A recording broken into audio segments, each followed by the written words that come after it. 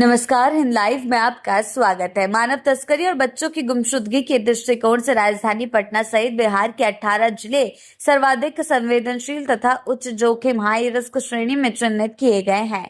यही नहीं, मानव तस्करी के मामले में बिहार स्रोत यानी कि सोर्स, गंतव्य, डेस्टिनेशन और पारगमन ट्रांजिट तीनों रूपों से प्रभावित है।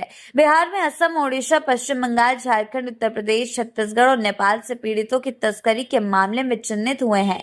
वहीं बिहार से महाराष्ट्र, राजस्थान, हरियाणा, गुजरात, दिल्ली, उत्तर प्रदेश, मध्य प्रदेश, पश्चिम बंगाल, ओडिशा तक मानव तस्करी के प्रकरण सामने आए हैं। गुमशुदा बच्चों मानव तस्करी विषय पर शनिवार को पटना के ज्ञान भवन में आयोजित एक दिवसीय पूर्वी क्षेत्रीय सम्मेलन में विशेषज्ञों ने इस चिंताजनक स्थिति का खुलासा किया।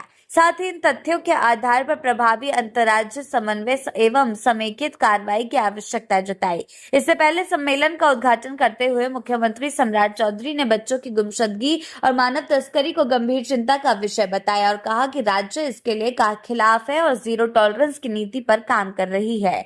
तस्करी की रोकथाम के साथ पीड़ितों को सुरक्षित वातावरण उपलब्ध कराना और उन्हें समाज की मुख्य धारा से जोड़ना सरकार की प्राथमिकता है। लोगों को रोजगार के सुरक्षित और वैध अवसर उपलब्ध कराने से तस्करी के जोखिम को कम किया जा सकता है।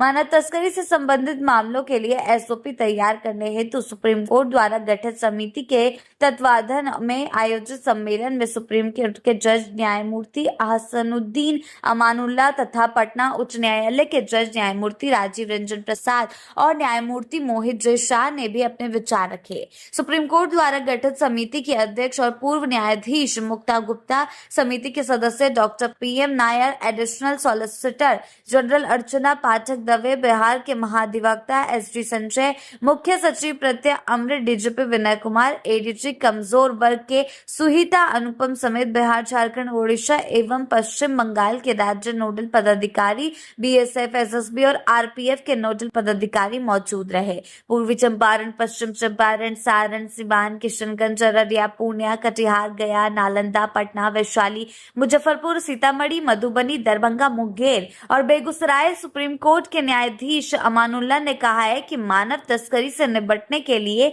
समेकित योजना बनाने की काफी ज्यादा जरूरत है। तस्करी से सिर्फ एक इंसान नहीं, पूरा परिवार प्रभावित होता है और जिंदगी भर उसके लौटे आने की कोई इंतजार में आंखों में होता है। पुलिस और न्यायिक व्यवस्था को इस दर्द को समझना चाहिए और जल्द से जल्द इस मामले में कड़ी से कड़ी कार्रवाई करनी चाहिए। कई लोग वहां पर, कई पदाधिकारी वहां पर मौजूद रहे। इस बीच अब इस तरह की बातें कहना और मानव तस्करी का बढ़ता गिरोह पर शिकंजा कसने के लिए देखना यह होगा कि राज्य सरकार आगे चलकर क्या कुछ करती है, क्योंकि सीएम सम्राट चौधरी भी साफ कह चुके हैं कि राज्य सरकार अपनी जीरो टॉलरेंस की नीति पर इस मामले में काम कर रही है। आगे के अपडेट्स के लिए जुड़े रहे हिंद लाइव के साथ ही चैनल को सब्सक्राइब करना ना भूलें और हमारी फेसबुक और वेबसाइट के साथ भी जरूर जुड़े।